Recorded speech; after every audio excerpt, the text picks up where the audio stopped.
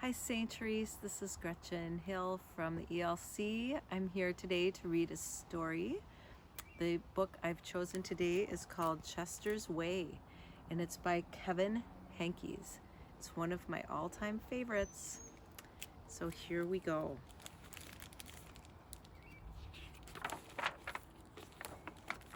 Chester's Way. Hello, my name is Chester. I like croquet and peanut butter and making my bed. Chester had his own way of doing things. He always cut his sandwiches diagonally. He always got out of bed on the same side, and he never left the house without double knotting his shoes.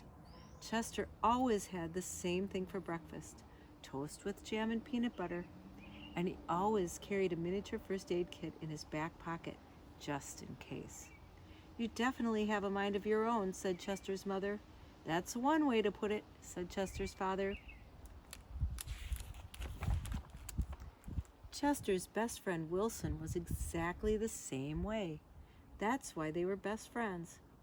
Chester wouldn't play baseball unless Wilson played, and they never swung at the first pitch or slid head first. Wilson wouldn't ride his bike unless Chester wanted to, and they always used hand signals.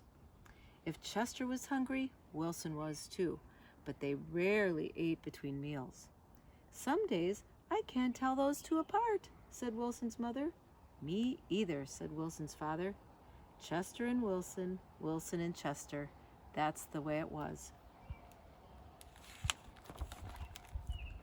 They loved to go on picnics.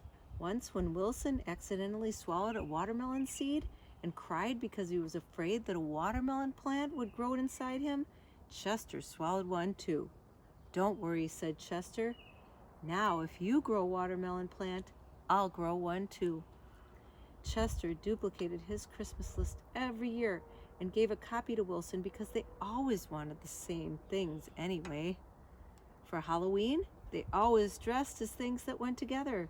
Salt and pepper shakers, 2 mittens on a string, ham and eggs. They really are 2 peas in a pod, said Chester's mother. Looks like it, said Chester's father. In spring, Chester and Wilson shared the same umbrella. In winter, they never threw snowballs at each other. In fall, they raked leaves together, and in summer, they reminded each other to wear sunscreen so they wouldn't burn. Chester and Wilson, Wilson and Chester. That's the way it was. And then Lilly moved into the neighborhood.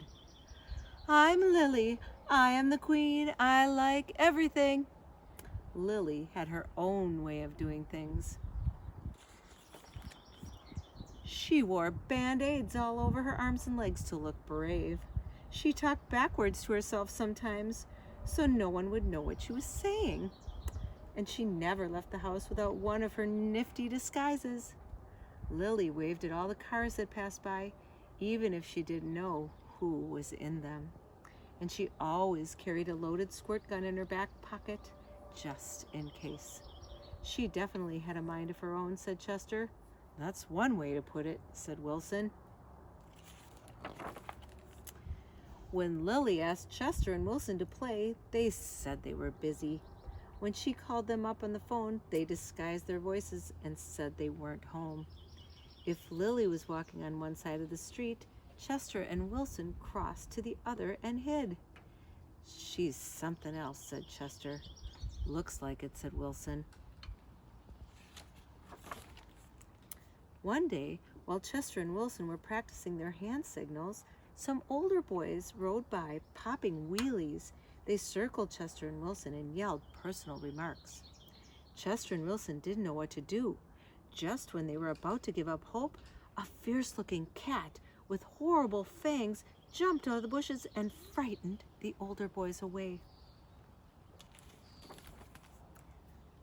Are you who I think you are? Chester asked the cat. Of course, the cat replied. Thank you, Lilly, said Chester. You're welcome, Chester, said Lilly. Thank you, Lilly, said Wilson. You're welcome, Wilson, said Lilly. I'm glad you were wearing a disguise, said Chester. "And I'm glad you had your squirt gun," said Wilson. "I always do," said Lilly, "just in case."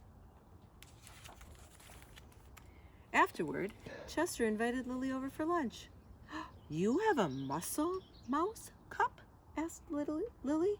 "Of course," said Chester. "I do too," said Lilly. "Same here," said Wilson. Chester and Wilson cut their sandwiches diagonally. Lilly asked Chester's mother if she had cookie cutters, and she made stars and flowers and bells. "That's neat," said Chester. "Wow," said Wilson.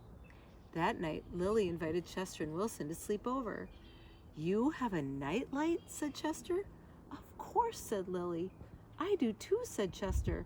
"Same here," said Wilson. Chester and Wilson wanted toast with jam and peanut butter for breakfast the next morning. "Boring," said Lilly. "Try this instead." "This is good," said Chester. "Wow," said Wilson. After that, when Lilly asked Chester and Wilson to play, they said yes. When she called them up on the phone, they had pleasant conversations. And if Lilly was walking on one side of the street, Chester and Wilson waved and ran to catch up with her. Chester and Wilson taught Lilly hand signals, and she taught them how to pop wheelies. Lilly taught Chester and Wilson how to talk backwards, and they taught her how to double knot her shoes.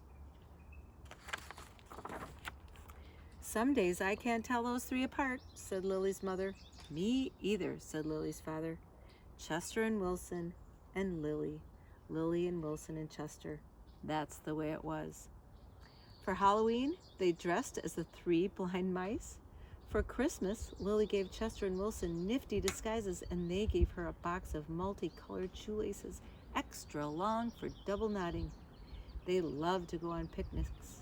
When Chester and Wilson told Lilly about how they had each swallowed a watermelon seed once, Lilly swallowed 3 of them. "I'll grow a watermelon plant for each of us," she said. In spring, Chester and Wilson shared the same umbrella and Lilly. In winter, they never threw snowballs at each other. In fall, they raked leaves together. And in summer, they reminded each other to wear sunscreen so they wouldn't burn. Chester and Wilson and Lilly. Lilly and Wilson and Chester.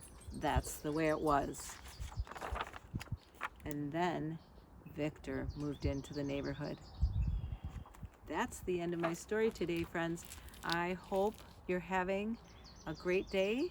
I miss you all. Take care. Have a good day.